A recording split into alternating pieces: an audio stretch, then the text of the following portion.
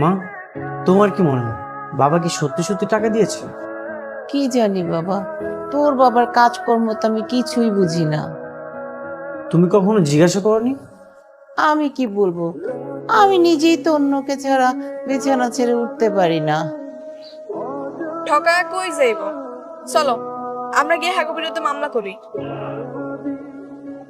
ওনারা বড় লোক মানুষ, ওনাকে বিরুদ্ধে মামলা করলে কিছুই হইব না রে মা। তাহলে আমি কি করবো? জানি না। মানুষ এরকম কেন কত? এত বড় লোক বাড়ির মালিক, তাও টাকা লইয়া কিরকম দানাই বানাই করতো। বাবা কি আপনাদের অপেক্ষা করতে বলেছে? না রে বাবা, তোমার আব্বা টাকা দিব না না করছে, কিন্তু টাকাটা আমাকে অনেক দরকার।